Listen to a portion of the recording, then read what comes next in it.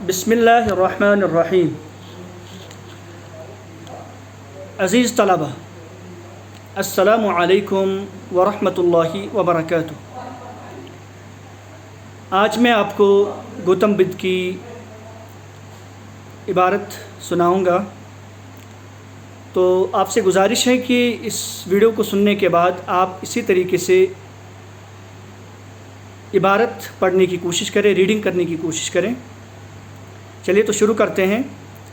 آج جو ہم پڑھیں گے وہ ہے گوتم بدھ، اور یہ 8ویں جماعت کے FA 3 کے سلیبس میں موجود ہے۔ گوتم بدھ 483 قبل مسیح میں پیدا ہوئے اور 563 قبل مسیح میں ان کی وفات ہوئی۔ گوتم بدھ کا اصل نام سدھارتھ تھا۔ وہ بدھ مت کے بانی ہیں جو دنیا کے مذاہب میں سے ایک ہے۔ سدھارتھ کپل وستو کے راجا کا بیٹا تھا، جو نیپال کی سرحدوں کے نزدیک شمالی ہندوستان کا ایک شہر ہے۔ سدھارتھ، جس کی ذات گوتم اور قبیلہ شاکیہ تھا، نیپال کی موجودہ سرحدوں کے بیچ لمبائی کے مقام پر 563 قبل مسیح میں پیدا ہوا۔ 19 برس کی عمر میں ان کی شادی اپنی ہم عمر ماموزاد بہن سے ہوئی۔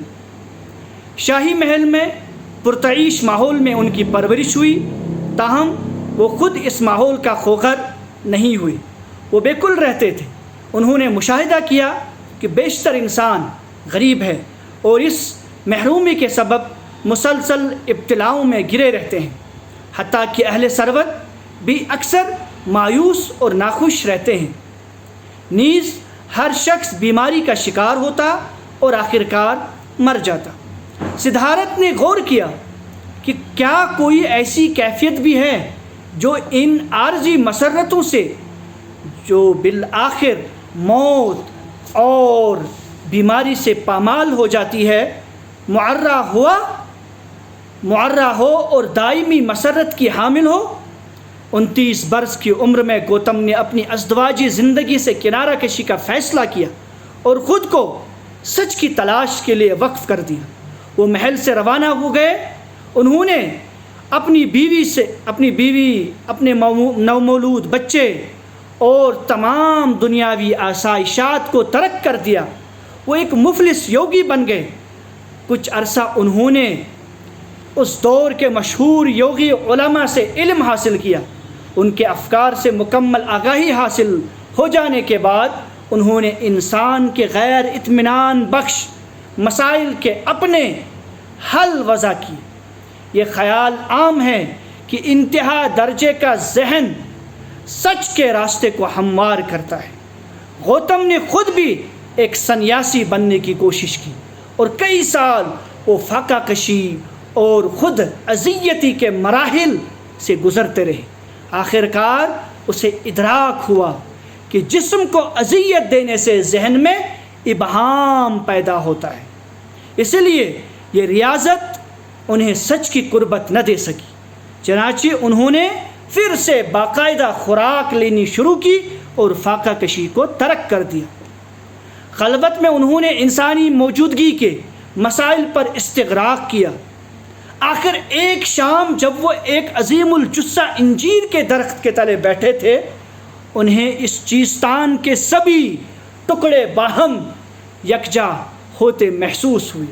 سدھارتھ نے تمام رات تفکر میں گزاری۔ صبح ہوئی تو ان پر منکشف ہوا کہ انہوں نے حل پا لیا ہے، اور یہ کہ وہ اب بدھ بن گئے ہیں، جس کے معنی ایک صاحب بصیرت کے ہیں۔ تب ان کی عمر 35 برس کی تھی۔ زندگی کے باقی 45 برس انہوں نے شمالی ہندوستان میں سفر کرنے میں گزارے۔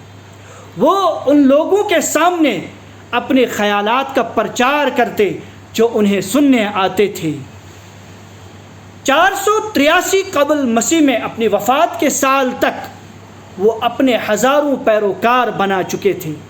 اگرچہ ان کے افکار تب تک تحریری صورت میں نہیں تھے، بعد میں ان کے چیلوں نے ان کا ایک ایک حرف یاد رکھا۔ یہ باتیں نسل در نسل زبانی طور پر سینہ در سینہ منتقل ہوتی رہی۔ بدھ کی بنیادی تعلیمات کو بدھوں کے الفاظ میں 4 اعلیٰ سچائیاں 4 نوبل ٹروتھ کے عنوان سے سمیٹا جا سکتا ہے۔ اول، انسانی زندگی اپنی جبلی حیثیت میں دکھوں کا مسکن ہے۔ دوم، دکھوں کی وجہ خواہشات کا ہونا۔ سوم، خواہشات کو پیدا ہونے سے روکا جا سکتا ہے۔ ٹھیک ہے، سوم، خواہشات کو پیدا ہونے سے روکا جا سکتا ہے، اسے اصطلاحاً نروان کہا جاتا ہے۔ اس کے لغوی معنی پھٹ پڑنے یا تنسیخ کرنے کے ہیں۔ چہارم، اس کا علاج نہ کڑی تپسیا ہے اور نہ سہل پسندی، بلکہ میانہ روی سے کام لے کر یہ مقصد حاصل کیا جا سکتا ہے۔ اپنا حقائق کو بنیاد بنا کر گوتم نے انسانی زندگی کے لیے 8 رہنما اصول قائم کیے، جن کو اششٹ انگ مارگ 8 اصولوں کا راستہ بھی کہا جاتا ہے۔ 8 اصول یہ ہے: نمبر 1، صحیح علم، یعنی درست نظریہ اور مناسب معاملہ فہمی، یعنی اگر بنیاد درست ہے تو زندگی درست ہے۔ نمبر 2، صحیح ارادہ، درست ارادہ ہی نروان کو راہ دکھاتا ہے، یعنی نروان حاصل ہونے پر تمام دکھ فنا ہو جاتے ہیں۔ نمبر 3، صحیح کلام، حق گوئی، نرم لہجہ، محبت بری بات چیت، یعنی شیریں بیانی ضروری ہے، اور غلط گفتگو جھگڑے کو دعوت دیتی ہے۔ نمبر 4، صحیح عمل، یعنی اپنی زبان یا ہاتھ سے کسی کو تکلیف نہ پہنچانا، چوری نہ کرنا، غریبوں اور بیماروں کی مدد کرنا، بدچلنی سے دور رہنا اور خدمت خلق کرنا۔ نمبر 5، جائز و حلال کمائی، یعنی محنت اور ایمانداری سے اپنے لیے روزی کمانا۔ نمبر 6، صحیح کوشش، یہ کوشش جاری رکھنا کہ ذہن پراگندہ نہ ہو اور اس میں برے خیالات پیدا نہ ہوں۔ نمبر 7، نیک خیال، ذہن کو پوری طرح بیدار رکھنا، مشاہدے کو مضبوط بنانا۔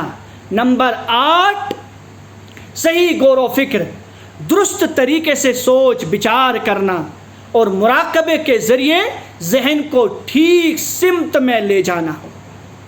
گوتم بدھ نے دنیا کے بے شمار انسانوں کو اپنے اثرات چھوڑے، بے شمار انسانوں پر اپنے اثرات چھوڑے۔ ان کی تعلیمات کسی بھی لحاظ سے قدیم ہندوستانی فلسفہ کا اعادہ نہیں تھی۔